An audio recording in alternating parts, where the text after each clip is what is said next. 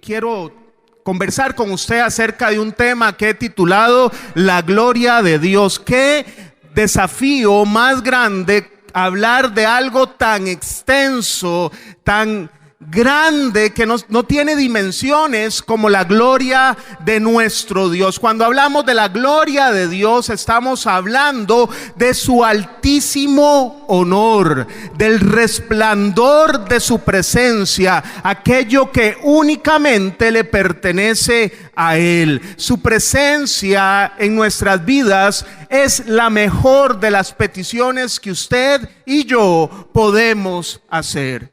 Inclusive debiera ser la principal petición de nuestros corazones.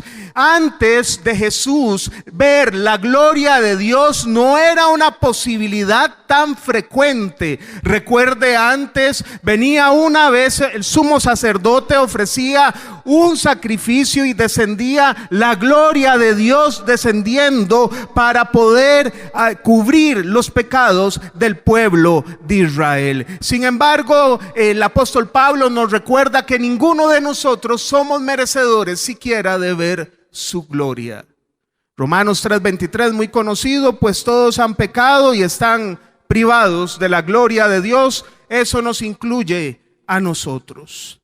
Me llama mucho la atención algo muy conocido cuando Isaías experimenta esa escena majestuosa de la gloria de Dios en Isaías 6:4-7. Acompáñenme, por favor.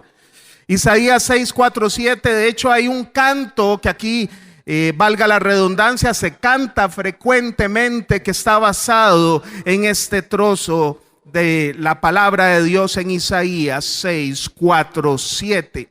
Cita el profeta: al sonido de sus voces se estremecieron los umbrales de las puertas, el templo se llenó de humo. Entonces grité: ay de mí, que estoy perdido. Soy un hombre de labios impuros y vivo en medio de un pueblo de labios impuros, de labios blasfemos. Y no obstante, mis ojos han visto al Rey, al Señor Todopoderoso. En este momento voló hacia mí uno de los serafines. Traía en la mano una brasa que con unas tenazas había tomado del altar. Con ella me tocó los labios y me dijo: mira, esto ha tocado tus labios, tu maldad ha sido borrada y tu pecado perdonado. Entonces oí la voz del Señor que decía: ¿a quién enviaré? ¿Quién irá por nosotros?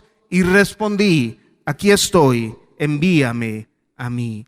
¿Cómo sería posible que el mismísimo Dios mostrara su gloria a un ser humano? Esta misma pregunta se la hizo Isaías con la frase: ay de mí, que estoy perdido, soy un hombre de labios impuros. En otras palabras, como yo, siendo pecador, he visto la presencia santa de Dios. Posiblemente Isaías pensó: estoy frito, estoy muerto. La santidad destruye todo lo que contenga pecado y yo soy pecador, soy hombre muerto. Sin embargo, Dios mismo es el que hace posible la solución a este problema. Le pone un carbón encendido, Él mismo lo hace partícipe para que pueda ver su gloria. Usted y yo vemos hoy destellos de la gloria de Dios. Como cuando un enfermo es divinamente sanado, cuando el Señor nos abre puertas laborales, cuando restaura nuestra economía, cuando se hace posible la restauración de las familias. Pero lo mejor de lo mejor es que la gloria de Dios la vemos cuando somos transformados en nuevas criaturas. Es cuando vemos la gloria de Dios, cuando usted dice: vea qué mal hablado era yo, pero ahora simultáneamente o espontáneamente, cuando me pasa algo, me sale una palabra que no era la que yo antes decía. Esa es la gloria de Dios que está en nosotros. Y la gloria de Dios ahora no está puesta a nosotros temporalmente por un carbón encendido, como le pasó a Isaías. La gloria de Dios, por la belleza de la cruz de Cristo, hace posible que le acompañe a usted y a mí todos los días de nuestra vida. ¿Quiere la evidencia? Acompáñame a Juan 17, 20, 22. Hoy vamos a ver 3 puntos, está en la introducción. Y al final le pido que no se vaya, vamos a participar de la cena del Señor. Juan 17, 20, 22. Ora al Señor Jesús con fervor, hace una oración que nos alcanza a usted y a mí. No era solo para sus discípulos. El Señor ahí oró con usted y conmigo en mente. No ruego solo por estos, ruego también por los que han de creer en mí por el mensaje de ellos, o sea, por usted y por mí, para que todos sean uno. Padre, así como tú estás en mí, yo en ti, permite que ellos también estén en nosotros, para que el mundo crea que tú me has enviado. ¿Y qué dice? Yo les he dado la gloria que me diste. Yo les he dado la gloria que me diste. ¿Para qué? Para que sean uno, así como nosotros somos uno. Alguien que realmente ha sido depositario o depositaria de la gloria de Dios es alguien que procura luchar a favor de la unidad de la iglesia. No es alguien que se siente más, sino que cumple un papel de servidor a favor del reino de los cielos. Pero además de ello, adquiere conciencia que la presencia de Dios no solo está como la visión que vio Isaías, sino que ahora, por el sacrificio de Cristo en la cruz, mora en nuestros corazones. Y ahora quiero ver estos 3 puntos con usted, para que tengamos noción de qué es la gloria de Dios en medio de una época donde hay tanta queja y tanta insatisfacción. Creo conveniente que hagamos un repaso acerca de lo que realmente es la gloria de Dios, a saber que en estas épocas se ha enseñado muy erróneamente qué es la gloria de Dios. Número 1 que quiero que usted se lleve a su corazón es: la gloria de Dios es real. La gloria de Dios es real. No es un mito, dígale el de la paz. La gloria de Dios es real. No es una leyenda escrita en los libros del Antiguo Testamento y del Nuevo. Es real hoy. Hoy son muchos los que enseñan que la gloria de Dios solo está relacionada a que nunca nos vamos a enfermar, a que por su gloria estamos llamados a tener en la tierra muchísimo dinero, muchísimos bienes. Nos llenan de discursos llenos de éxito personal, en los cuales la gloria de Dios queda encasillada solo a milagros y a beneficios. Muchos de los cuales enseñan que aún la gloria de Dios puede ser comprada con pseudopactos financieros. Jesús ya sabía quién competiría con él en el reino de los cielos. Dice Mateo 6:24, nadie puede servir a 2 señores, pues menospreciará a uno y amará al otro, o querrá mucho a uno y despreciará al otro. No se puede servir a la vez a Dios y a las riquezas. Ojo, Jesús no dijo 3 señores, o 4 señores, o 5 señores. Dijo un Señor. Y aunque la mentira es pecado, el sexo fuera del matrimonio entre hombre y mujer es pecado. Las adicciones son pecado, no son enfermedades, son pecado. El alcohólico no está enfermo por el pecado. Sin embargo, a pesar que hay muchas cosas que son pecado, Jesús enseña como el principal adversario para él en el reino, las riquezas, la plata. Eso es lo que nos puede a nosotros en primera instancia engañar, y por eso hay tanta población, ojo, cristiana, enredada con problemas de dinero. Muchos vinieron así a Cristo, pero muchos se acostumbraron a vivir enredados, aún recibiendo a Cristo en el corazón. Es importante, para efectos de saber que la gloria es real, que entendamos que tengamos o no la gloria de Dios está ahí. Es importante que entendamos que aunque las cosas salgan o no, siempre la gloria de Dios es real, no depende de las circunstancias. Es la obra de Cristo ya efectuada en la cruz la que hace posible que la gloria de Dios esté en nosotros. ¿Cómo se podría ver la gloria de Dios si usted nunca se enferma? ¿Cómo podría ver usted la gloria de Dios si usted no pasa situaciones difíciles? Es ahí donde decimos, no nos quejamos, Señor, ¿qué va a pasar con nosotros? Sino que en medio del problema decimos, Señor, veré tu gloria. No decimos, Señor, ahora estoy frito, sino que decimos, Señor, veré tu gloria. Es una oportunidad para ver tu gloria. Gracias por esta prueba, porque al final veré tu gloria. Es un cambio de actitud, es recibir la mente de Cristo, es desechar los pensamientos de antes y ver como Jesús ve. Es cambiar nuestra actitud ante las circunstancias. Quizás vivimos en un mundo lleno de alternativas y propuestas distintas a las de Dios, que están a la mano y deseamos tomar el camino fácil que luego se vuelve doloroso, en lugar de la decisión que para nuestra naturaleza humana se torna difícil, pero que luego nos facilita la vida. Es decir, veamos el ejemplo financiero, ya que se acerca ahorita tiempos de muchas compras y mucha loquera, que casi no vengo aquí por todo el caos que hay frente al Walmart. Mi pregunta que salta es, ¿no han pagado el aguinaldo?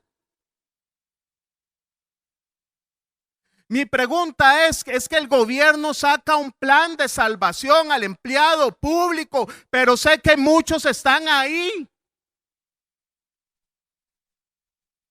Mi pregunta es que en medio de todas las circunstancias y crisis que hay en el país, queremos las cosas y no nos arrepentimos, aunque estemos llevando palo financieramente. Atendí a una persona que le ha atendido más de una vez, que tiene problemas, y me doy cuenta la semana pasada que va a ir a Miami. Usted no sabe el ardor que me da a mí del corazón. Y digo yo, Señor, tantas horas que he invertido y he perdido. Le he puesto el presupuesto, se lo he dibujado. Casi le digo, no me haga perder el tiempo más, por favor. ¿Cómo usted va a ir ahí si usted está mal? Usted no tiene que ir ahí, caramba. A la gente no le importa que usted va a ir a Miami. Sea libre, viva sencillamente, no viva enredada. Que cuando usted vaya a la cama pueda pegarse un buen pestañazo. Ahora me da risa porque todo el mundo, como este supermercado sacó esta oferta, todo el mundo lo imita y no se pueden quedar atrás. Entonces dice, compre con tasa cero. La gente no sabe que es tasa cero, solo dice, vamos a pagar sin intereses a 6 o 12 meses. Y van y compran $1,000,000, entonces tienen que pagar 100 y pico mil por mes. Y va y compra la pantallota, dice, Señor, vi tu gloria, Padre, nos has bendecido con una pantalla grande, Señor, a pago sin intereses. O el otro cuentazo, ese es un cuentazo, lo pagamos con el aguinaldo. ¡Qué cuento! Y cuando le llega el aguinaldo dice, no, es que hay que hacer la cena del 31, la cena del 24, hay que comprarle a mami, a papi, hay que hacer cosas. Vea, nosotros esperamos el aguinaldo como que el aguinaldo fueran 10, 20 salarios, es solo uno más. Y es uno más que ya está recontra regastado. Cuando usted va a comprar, a pagar la primera cuota, se lo dice a alguien que trabaja en un banco hace 20 años. Este auditorio es otro, en otro auditorio lo enjarano. Usted va a pagar la primera cuota de 100,000 y usted dice, no me alcanza. Entonces dice, lo que traigo son 50,000. Entonces toda esa línea tasa cero se la pasan a un financiamiento común y corriente y le cobran los intereses desde el día que compró hasta el día que no pudo hacer el pago a un 50% de promedio. Y hay uno que está por ahí, donde hay una congestión, que te cobra un 54%. Pero decimos, qué alegría, nos podemos llenar de cosas. Qué alegría, Señor, nos has bendecido. Qué alegría, Padre, ya tenemos otra pantalla porque la que se veía tenía una resolución más baja. Yo no me explico cómo, y se lo oí a Ricardo Salazar, cómo existe la cuesta de enero. ¿Cómo puede haber cuesta de enero cuando usted en diciembre recibe más plata?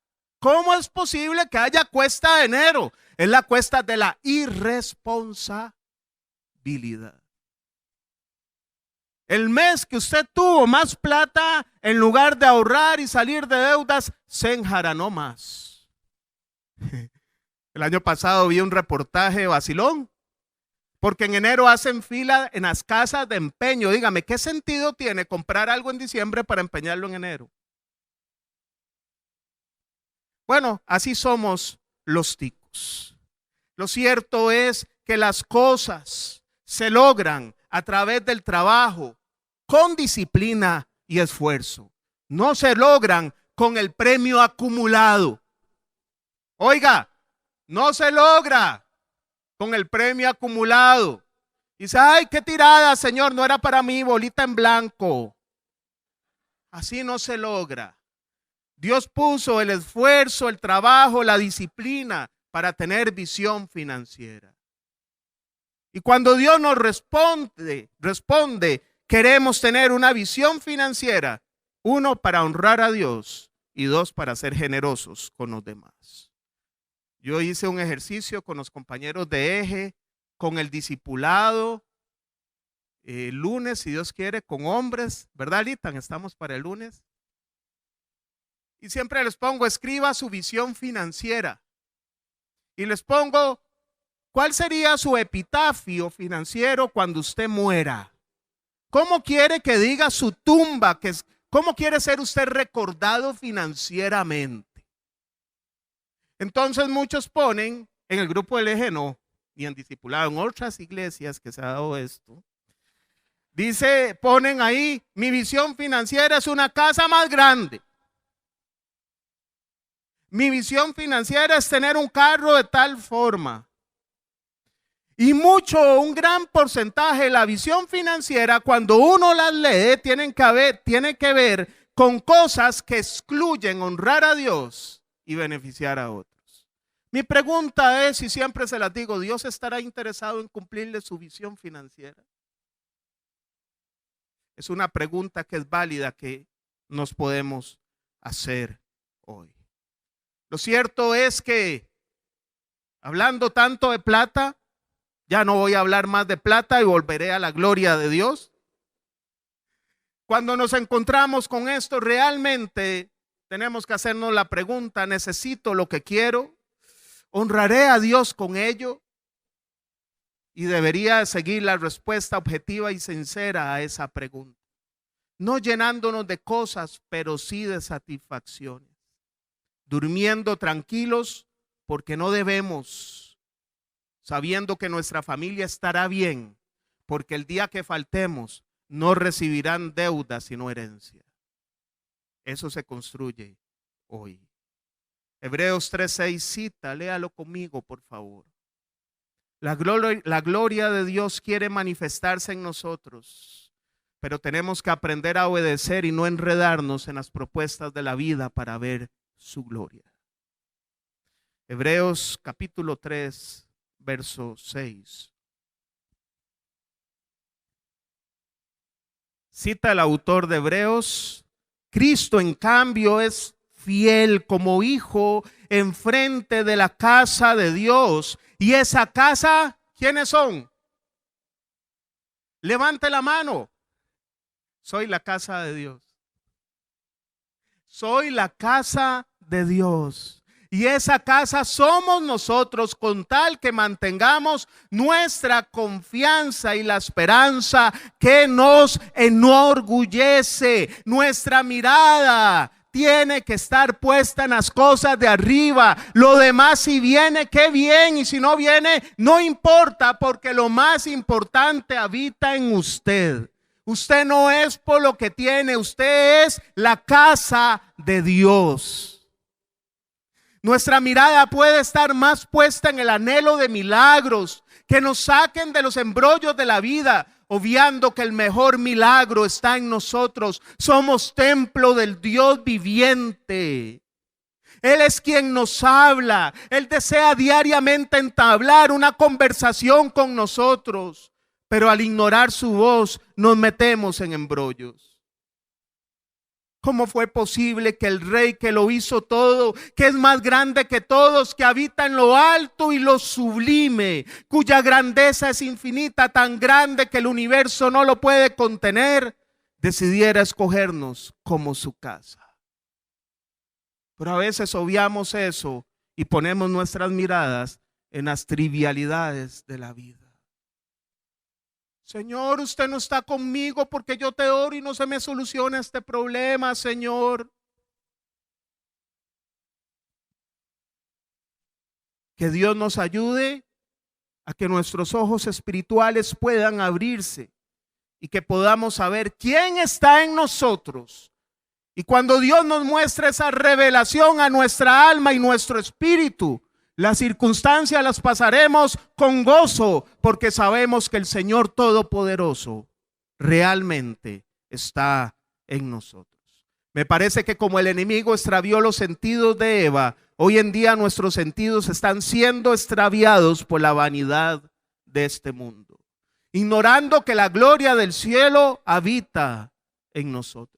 ¿Cómo fue posible que el Espíritu Santo, completamente santo, pueda habitar en un cuerpo corrupto como este? Ese es el milagro de los milagros. Lo demás no importa. Ese es el milagro que vale la pena. Romanos 8, 22, 23 cita Pablo: sabemos que toda la creación todavía gime a una como si tuviera dolores de parto, y no solo ella, sino también nosotros mismos, que tenemos las primicias del Espíritu, gemimos interiormente mientras aguardamos nuestra adopción como hijos, es decir, la redención de nuestro cuerpo. Dice Pablo, mientras aguardamos la adopción de nuestros hijos. Pero hoy muchas de las doctrinas es: reciba dinero porque usted es hijo de Dios y usted no tiene que pasar circunstancias difíciles. Pero Pablo dice que en el tanto estemos en la tierra, gemimos porque aún estamos esperando los derechos del reino. Pero se nos enseña que los derechos son ya. Que usted no tiene que pasar hambre, frío, que usted no tiene que pasar circunstancias, que su cuerpo nunca se enferma. Pero dice Pablo, mientras esperamos ser adoptados, usted tiene la promesa de adopción, pero los derechos los vemos allá. El derecho que yo tengo a hoy es el deber de expandir el reino, y Dios me va a equipar con lo que necesito para hacerlo. Pero a veces queremos que Dios nos equipe con el mejor carro, con la mejor casa, y no hacemos nada para Dios. Eso no está en el proyecto de Dios. Todo lo que Dios nos da es para expandir este reino, porque estamos de paso, porque nuestra mirada está más allá de lo que esta tierra nos ofrece. Hay dos iglesias en Apocalipsis 2 y en Apocalipsis 3. Del mensaje del Señor a las 7 iglesias, hay dos iglesias que, a pesar que son vinculadas por el mismo Señor, tienen características diametralmente distintas. Hablo de Esmirna y de Laodicea. Esmirna, una iglesia que habitaba en un pueblo próspero de la época, pero que tenía un alto índice de persecución a los cristianos. Entonces, la iglesia de Esmirna era una iglesia que, por ser cristianos que lo proclamaban a viva voz, no les daban trabajo, no les vendían cosas, pasaban hambre, porque este pueblo aborrecía todo lo que era cristiano. Y hoy hay varias similitudes a esa época. La Odisea, por el contrario, era la iglesia pipi. La iglesia que todo lo tenía, la iglesia acomodada, la iglesia que después del culto todos los días iban a comer a lugares caros, la iglesia que manejaba plata.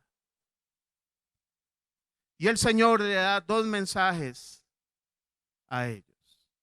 En Apocalipsis 2:9 le habla a Esmirna y le dice: conozco tus sufrimientos y tu pobreza. ¿Quién le dijo a usted que ser pobre es ausencia de la gloria de Dios? Eso es una mentira que el diablo ha querido implantar. ¿Quién le ha dicho? Si el Señor Jesús no tenía ni dónde su cabeza recostar y era el hombre más ungido que ha pisado la tierra. Conozco tus sufrimientos y tu pobreza, sin embargo eres rico. Sé cómo te calumnian los que dicen ser judíos, pero en realidad no son más que una sinagoga de Satanás.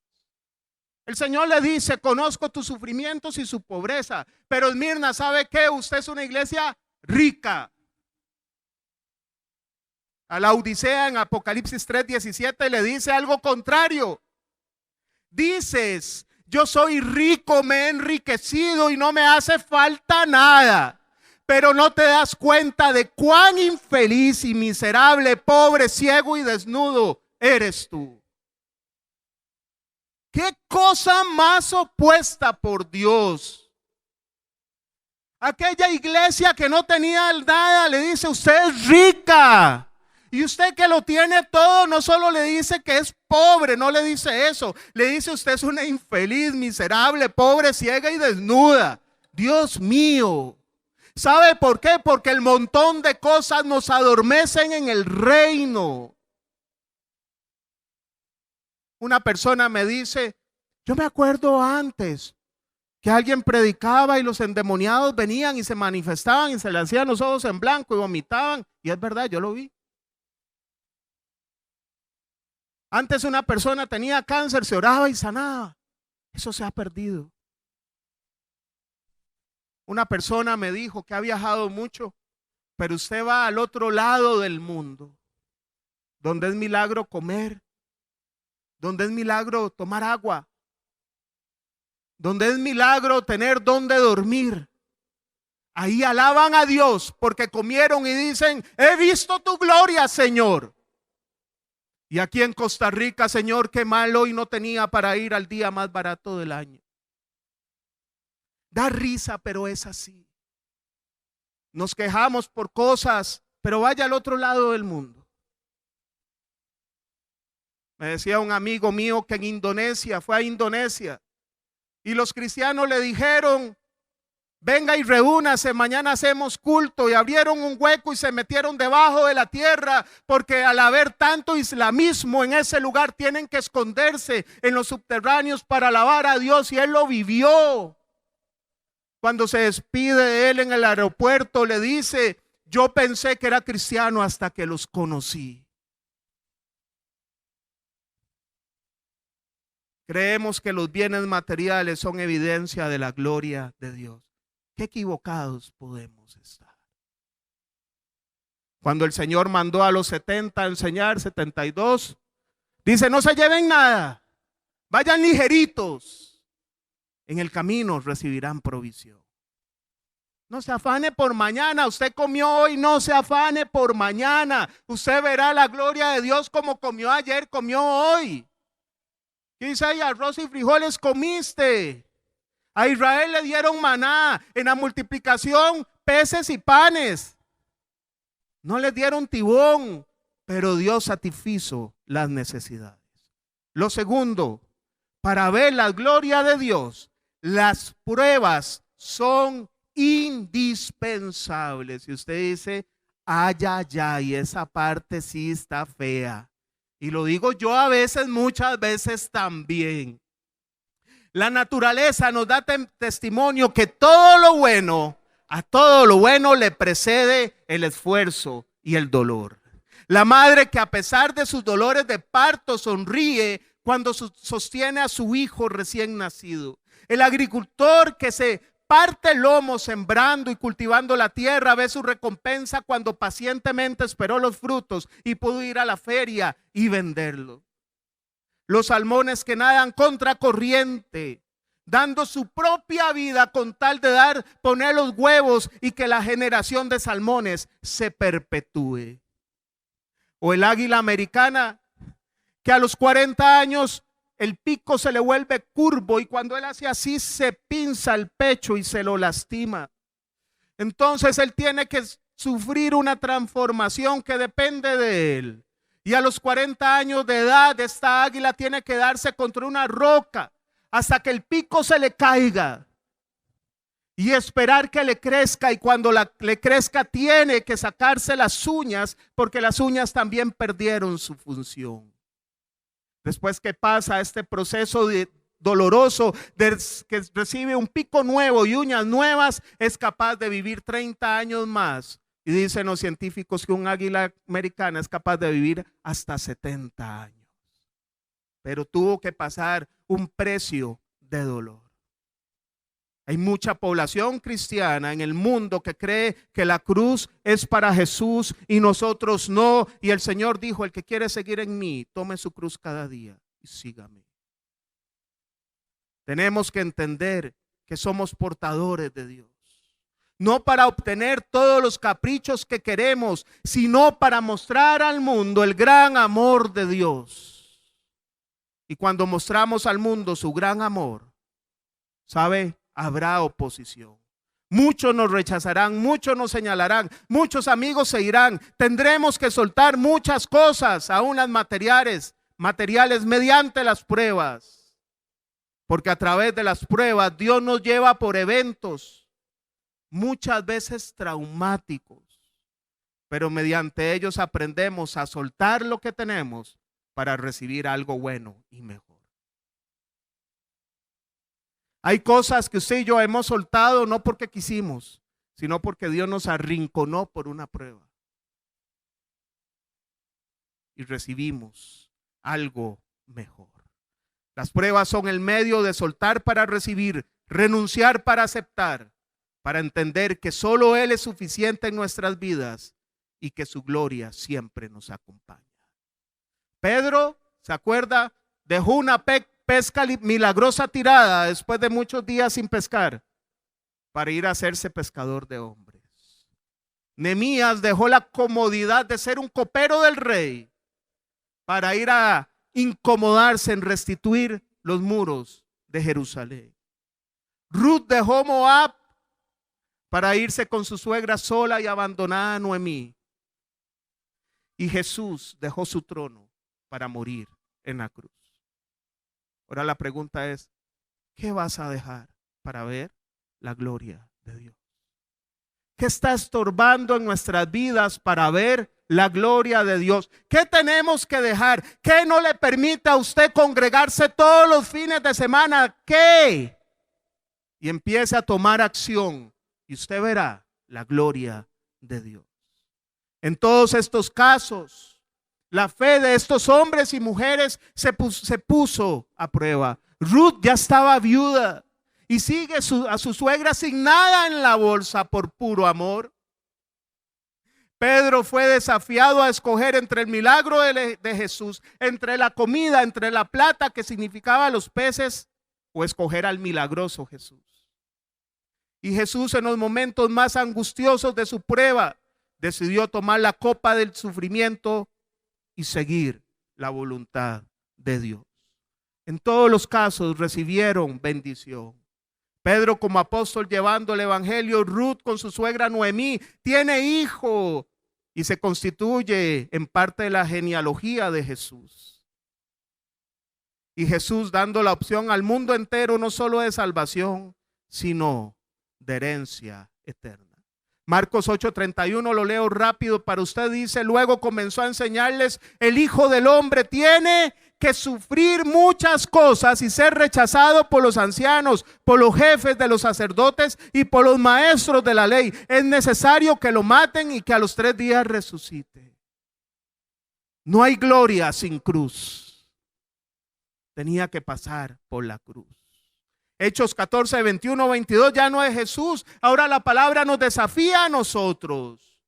Y dice, después de anunciar las buenas nuevas en aquella ciudad y hacer muchos discípulos, Pablo y Bernabé regresaron a Listra, a Iconio y Antioquía, fortaleciendo a los discípulos y animándolos. Pero vea cómo los animó Pablo y Bernabé. ¿Cómo animaron a los discípulos? Es necesario pasar por muchas dificultades para entrar. ¿Qué forma de animar? Pero ¿sabe por qué los está animando? Porque la mirada de esos discípulos no estaba en la frase dificultades, sino en la frase entrar al reino de Dios.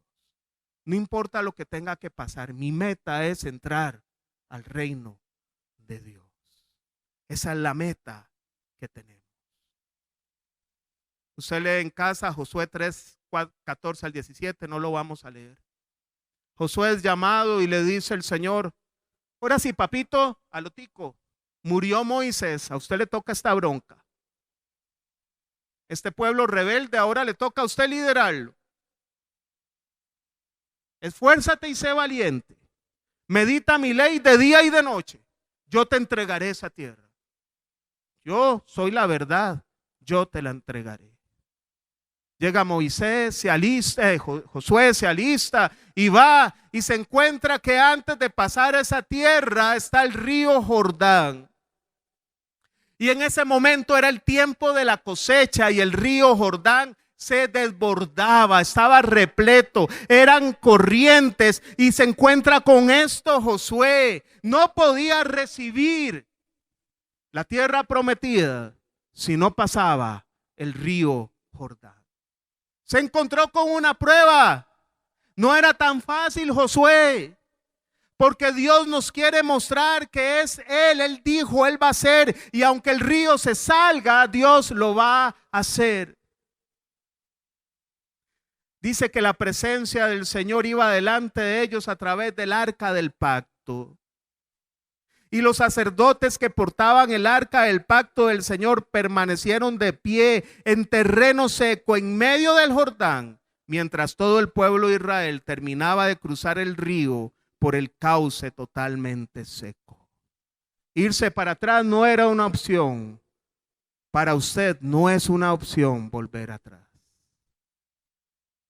La gloria de Dios ya no es un arca, está dentro de usted. Cuando usted camina, Dios va dentro de usted. No necesita sacerdotes delante de usted. Usted es portador de la gloria de Dios. No tenga miedo, pase la prueba. Va a pasar, algún día va a amanecer. No se deprima, usted va a pasar. La gloria de Dios va con usted. Pero crea, debían enfrentarse a un río desbordado. El arca iba delante de ellos y cruzaron en seco. Volviendo a Esmirna, ¿se acuerda Esmirna y la Odisea? Esmirna le dice, ¿se acuerda? Conozco tus sufrimientos y tu pobreza, pero eres rico. Pero vea cómo lo anima el Señor a esta iglesia, las palabras. Usted dice, ahora viene el Señor y me aplastará de bendiciones, aleluya. El Señor lo que le dice es, no tengas miedo, Apocalipsis 2:10, de lo que estás por sufrir. Te advierto que algunos de ustedes el diablo los meterá en la cárcel para ponerlos a prueba y sufrirán persecución por 10 días. Estos 10 días los expertos lo interpretan como 10 años o 10 emperadores que dominaron Esmirna y persiguieron a los cristianos. Y a la Odisea, ¿cuál es el mensaje que le da? La rica acomodada. Por eso te aconsejo que de mí compres oro refinado por el fuego. Te aconsejo que pases por pruebas. Porque como el oro pasa por el fuego, tenemos que ser probados, si no, no hay oro. Te aconsejo que de mí compres oro refinado por el fuego para que te hagas rico, porque la riqueza no es lo que tienes, sino es la fe que va a ir creciendo en usted, lo que lo hará rico, porque verás mi gloria. Que te pongas ropas blancas para que te vistas, que seas santo, que te vistas de mi santidad y cubras tu vergonzosa desnudez y colirio para que te lo pongas en los ojos y recobres la vista, que puedas ver lo que realmente es valioso. Y termino, la tierra prometida es real. Hay una película que hemos visto que dice, se llama El cielo es real, ¿la han visto? El cielo es real, la tierra es real. Pasamos pruebas porque sabemos a dónde estaremos. No podemos tener la mirada en las cosas, ya lo tenemos todo teniendo al Señor. El Señor está en nosotros y hemos recibido una absoluta garantía de nuestra herencia.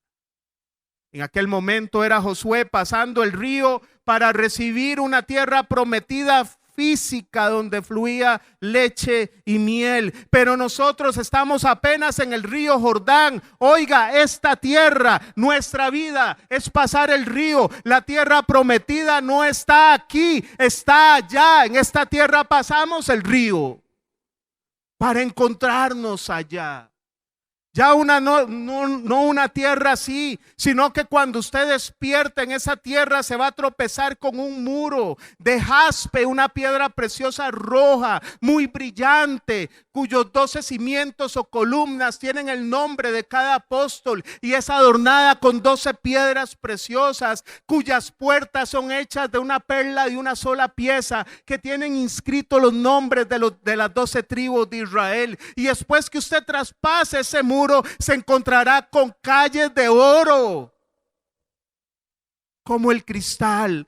Pero lo más maravilloso no está ahí todavía. Lo más maravilloso es cuando usted ya camine por esas calles de oro resplandeciente. Cita la palabra: la ciudad no necesita ni sol ni luna que la alumbren, porque la gloria de Dios la ilumina y el Cordero es su lumbrera. ¿Cómo vamos a desperdiciar la gloria de Dios por las tonterías de este mundo? Por los fetiches de este mundo. Conversaba con un amigo empresario y me dice: vamos a abrir otra sociedad, de abrir otra empresa. Y le dije: ¿y cuándo vas a servir a Dios? Ya no es suficiente lo que tienes. Tenga una vida más práctica, más sencilla. No se enrede, no hay que usted estar pensando ahora en esta, ahora en la otra. Piensa en el reino, ya tiene comida y bebida, pellizquese, papá. Y me dice: sí, pero la respuesta fue no, ahí está. Le propongo dos opciones para terminar. Números 13, 31, 33. Moisés recibe la promesa de que van a recibir una tierra prometida, una tierra buena. Y manda 12 espías. Usted tiene dos formas de ver su caminar en esta tierra. Opción 1, como la vieron 10 de esos espías. Opción 2, como la vieron solo 2 de esos espías. Números 13, 31, 33 dice: pero los que habían ido con él le respondieron, no podremos combatir contra esa gente, son más fuertes que nosotros. Y comenzaron a esparcir entre los israelitas falsos rumores acerca de la tierra que habían explorado. Decían: la tierra que hemos explorado se traga a sus habitantes, y los hombres que allí vimos son enormes, hasta vimos anaquitas, comparados con ellos parecíamos langostas, y así nos veían ellos a nosotros. Usted puede pensar que el cielo es así, que no vale la pena, que todo es muy difícil. O pensar la opción 2. Números 14, 8, 9. 2, Josué y Caleb. Caleb y Josué dijeron esto: la tierra que, hablando de lo mismo que vieron, pero la actitud es diferente. La tierra que recorrimos y exploramos es increíblemente buena. Si el Señor se agrada de nosotros, nos hará entrar en ella. Nos va a dar una tierra donde abunda la leche y la miel. Así que no se rebelen contra el Señor ni tengan miedo de la gente que habita en esa tierra. Ya son pan comido. no tienen quien los proteja, porque el Señor está de parte nuestra, así que no les tengan miedo. Si Caleb y Josué dijeron eso, ¿cuánto más nosotros, que la gloria de Dios va dentro de nosotros? Pero la primera prueba, ya Dios no me escucha, el cielo es de cemento. Dios tiene preferencias, a él sí, a mí no. Dios mío, abramos los ojos. Por eso le dice a la Odisea, póngase colirio para que vea, papito, lo que tiene enfrente. ¿Qué ves en tu casa? ¿Ves la enfermedad o ves la sanidad? ¿Ves la escasez o ves la provisión? ¿Ves la caída o ves la restauración? ¿Ves la materialidad o ves la eternidad? ¿Qué ven tus ojos hoy? A Esmirna al final le dice, sé fiel hasta la muerte y yo te daré la corona de la vida. Es real la corona. Y a la Odisea hay promesa de restauración. A pesar de que te has adormecido, no te he desechado. Y le dice, yo reprendo y disciplino a todos los que amo. Voy a pedir a los servidores, por favor, que sirvamos la cena. Y que usted se ponga de pie.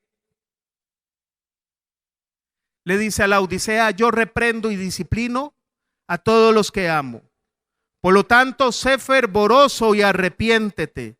Mira que estoy a la puerta y llamo. Si alguno oye mi voz, porque Dios no fuerza a nadie. Si alguno oye mi voz, iglesia, si alguno oye mi voz y abre la puerta, entraré y cenaré con él y él conmigo. En algún momento de la vida, Jesús se topó con personas ansiosas por las circunstancias que estaban pasando. Jesús vio a María, aquella que le derramó el perfume de nardo puro, y a la afanada Marta, y ahora las dos estaban afanadas. Tu amigo, nuestro hermano Lázaro, está gravemente enfermo. Y el Señor le contesta, esta enfermedad no terminará en muerte, sino que es para la gloria de Dios, para que por ella el Hijo de Dios sea glorificado. ¿Sabe? De gracias a Dios por las pruebas, porque las pruebas no terminarán en tragedia, sino que son para que Dios se glorifique. A tal punto que los hijos de Dios, aún en el lecho de muerte, no tenemos miedo a morir, porque sabemos dónde vamos a despertar. Los hijos de Dios no tenemos miedo a morir, porque sabemos dónde vamos a despertar.